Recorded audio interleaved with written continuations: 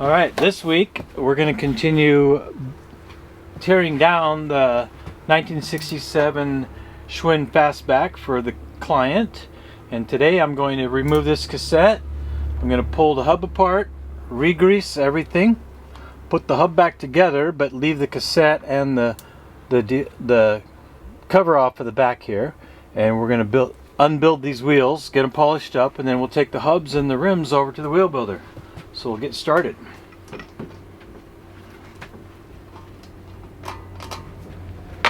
Okay, so inside here takes a special socket, and we've got to find out which socket that is. Not any of those yet. Hopefully I have it.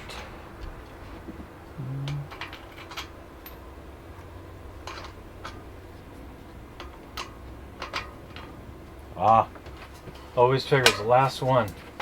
It's the one that you need.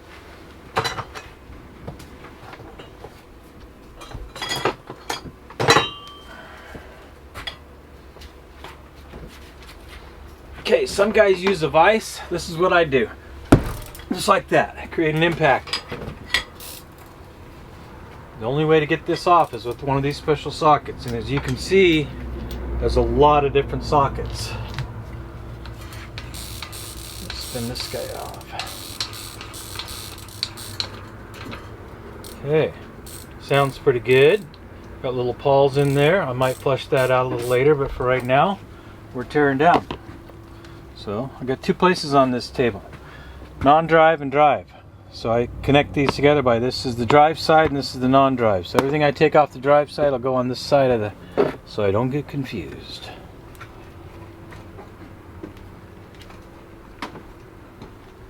This cover comes off, spoke protector.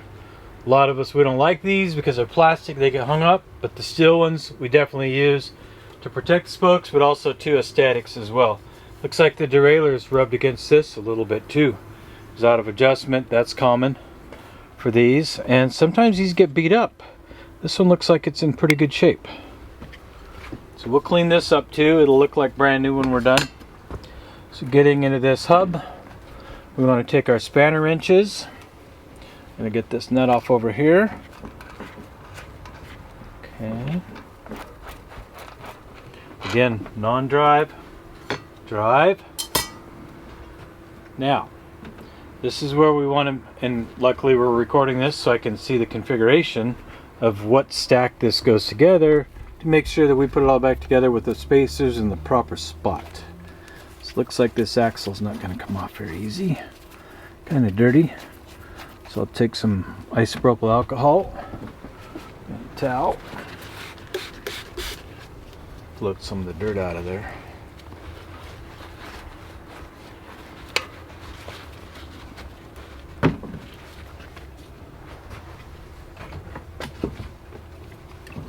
Pressure.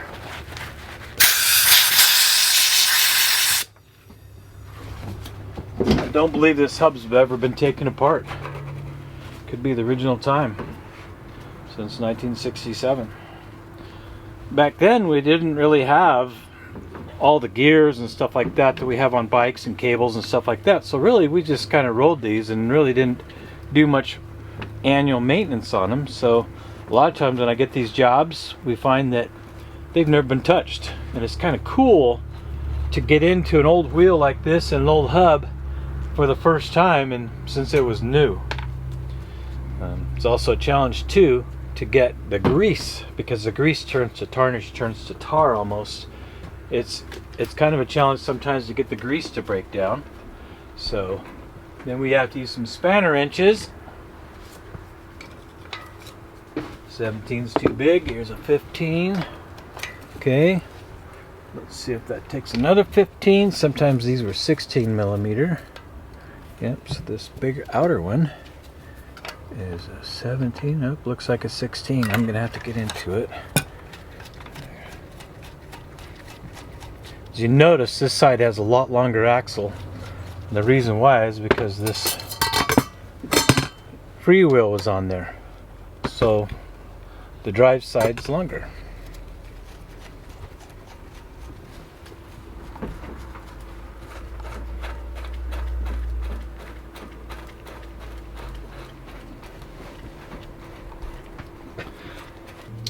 So as you notice on this axle, there's also a little C-clip or a little notch on it that goes on there, and what that does is it stabilizes the two nuts together, so you could tighten them down and then they'll stay tight.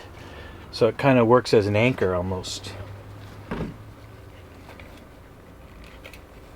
Okay, so I'm going to go ahead and put this in the vise. There's a Park Tool axle vise.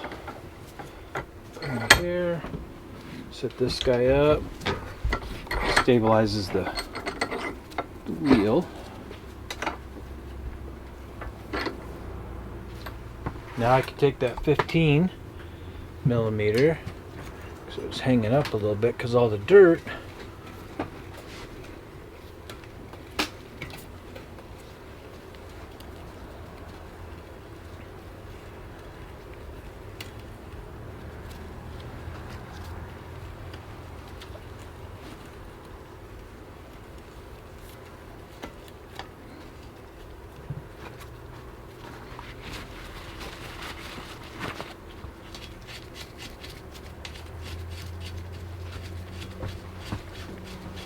I'm excited to get this taken apart so I can get to this hub and get the hub polished up and get the rim polished up and get over the wheel builder. Fast Freddy does a really good job at building these wheels up and just completes it. Makes it look so nice.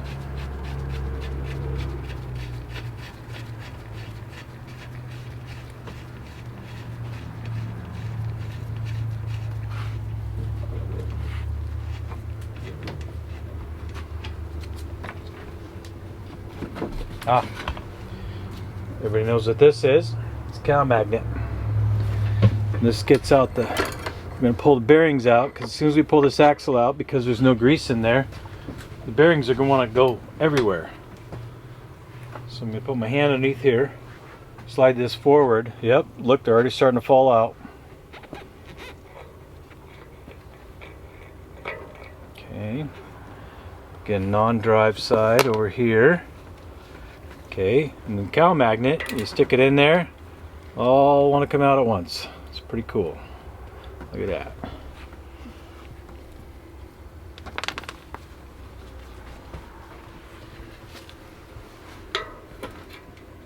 I don't want to really take this cover off because it's hard to put those back on again. So I'm going to clean out as much as I can in there. Keep the chemicals off your skin. This stuff's working pretty good. Breaks it down. It's got a it's a multi-use penetrating oil made by Maxima. They make all kinds of stuff for bicycles and motorcycles, and we're using oil to break down grease because it's all petroleum based.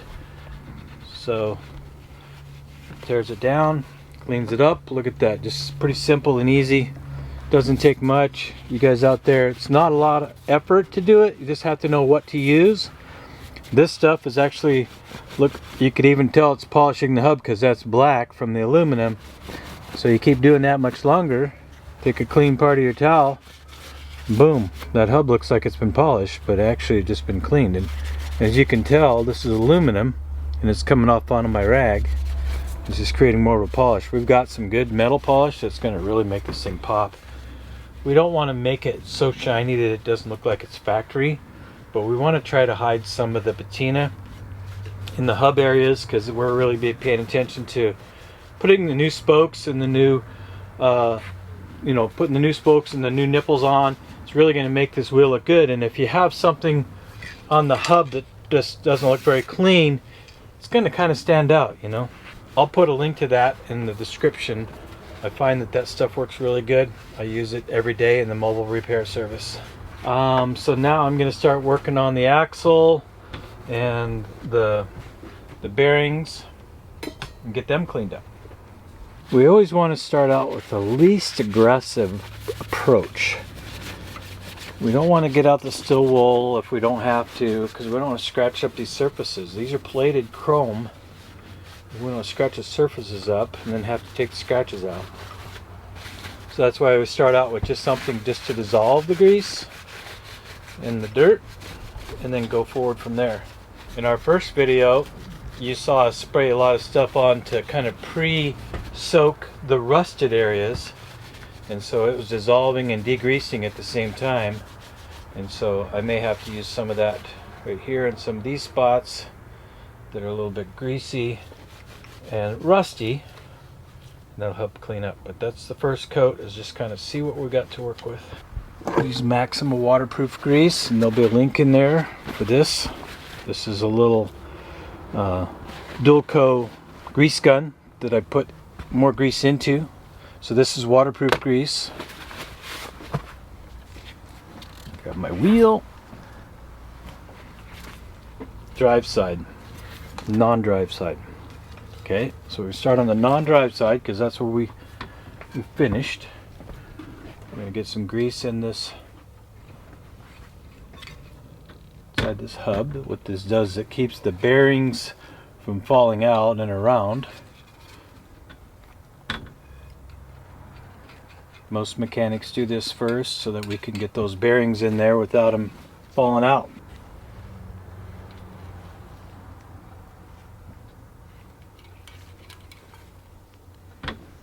Looks like we got room for one more in there. Come on in and join the party. There we go. Okay, now what we want to do is we want to bed them in there with some more grease. So while we're inserting the other side, these aren't falling out. And I keep the tire on this rim so that it doesn't squirrel all over the place.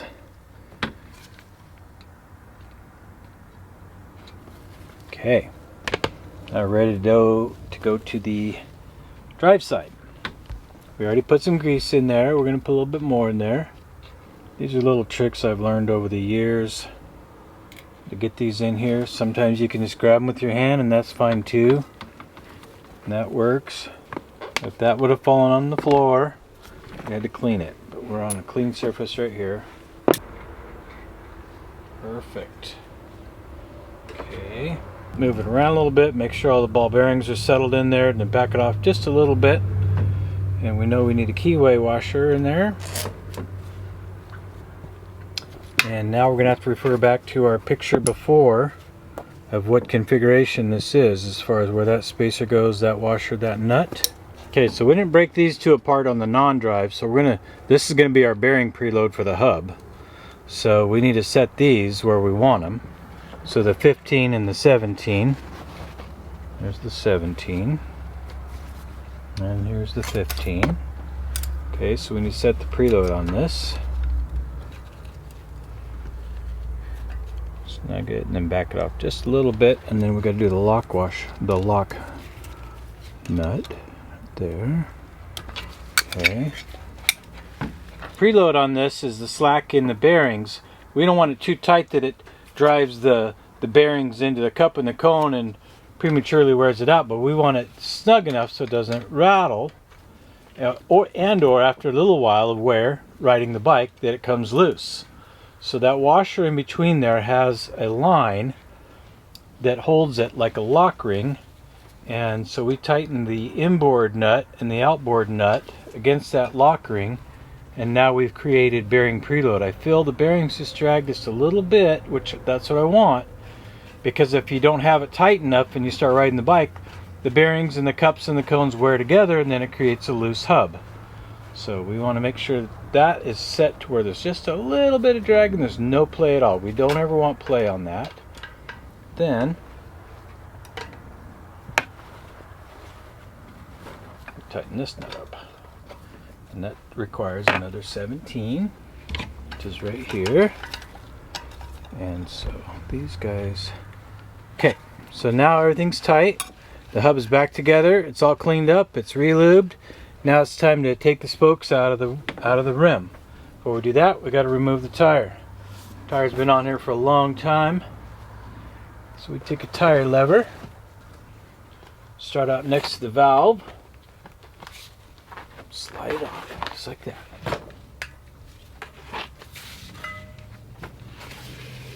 Okay, pull the tire off like that. Comes the valve stem off of there. Okay, little rubber rim strip. we'll take that off, we'll replace it with another one, or we'll use some tubeless tape. Seems like we all use tubeless tape anymore. So now we're going to come over to the chewing stand and we're going to start unbuilding this wheel. So when you unbuild a wheel, you want to do it slowly. You don't just want to cut these spokes out because it'll bend the rim. All these are tensioned up pretty tight, and I'm really surprised. So I'm hoping that the spoke nipples aren't too corroded where they won't come out. So let's find a spoke wrench that fits. Well, the blue one's not the right size. How about a green one? Green one's a good size. Okay, so Park Tool makes these in different sizes. So I'm going to start at the valve stem, the hole in the valve, and I'm just going to unscrew each one of these just a little bit, just to kind of get it started. If there's any of them that are frozen, I'm going to have to let them set. But luckily, after all these years, these spoke nipples are still not frozen in here, which is good. It's a good thing. So back in the day when this bike was built, we really didn't care much about weight, so we did use brass nipples. And then in the 80s and 90s, when we started caring about weight, we went to aluminum. Aluminum has a tendency to corrode and break, but it's lighter. So for the racers and stuff like that, if you're going to race on some wheels and you plan to rebuild them after a year, you can use aluminum nipples. But for the long term and the durability, we use brass nipples. And we'll build this back up with brass nipples. And the spokes won't be brass. I have to ask Freddie what spokes he's going to pick for this wheel. This is a Park Tool spoke wrench, and they all have different sizes based on colors. Sometimes you can see something stamped there, but different colors, different sizes. These are what I use. I try to use these as much as possible. This is a 3-sided spoke wrench made by Spokey, and it fits a little tighter. But the old school on these old nipples, these seem to work pretty good. So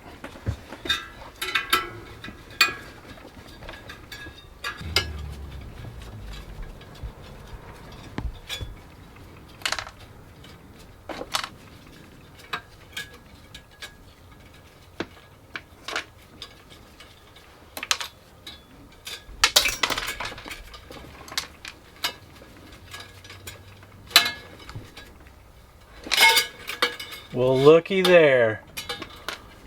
2 more left, and this thing is separated. Now we got a hoop.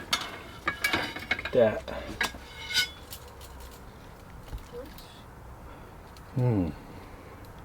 What could you make out of that? Sometimes I repurpose these. I'll bend them like this, and I'll use them as a hook, and I could hang stuff somewhere or label.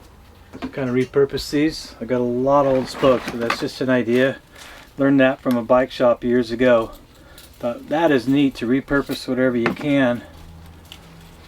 So spokes, as they are new, they're a certain length, and then as spokes are used, they stretch a little bit, and also they get corroded, and then they break.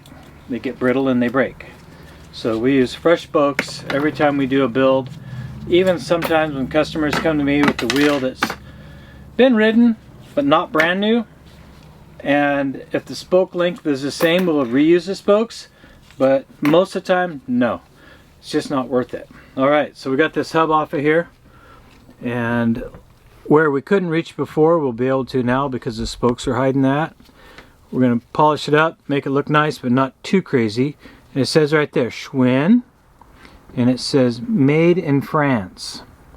So Schwinn didn't make all their parts, but they farmed them out. Like the brakes were made in Switzerland from Weinmann.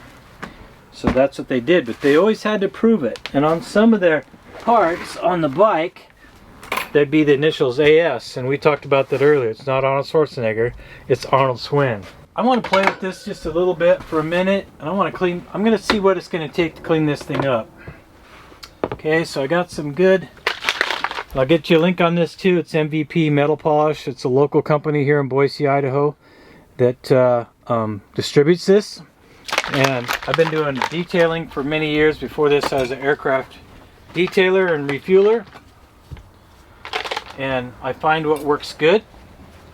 And so I'm going to take a little bit of this metal polish, and it doesn't take much. In fact, the less the better. And we'll just take this section right here, right by this valve stem, and we'll just put some on. And it's a chemical reaction, so we want to kind of give it a little bit of dwell time.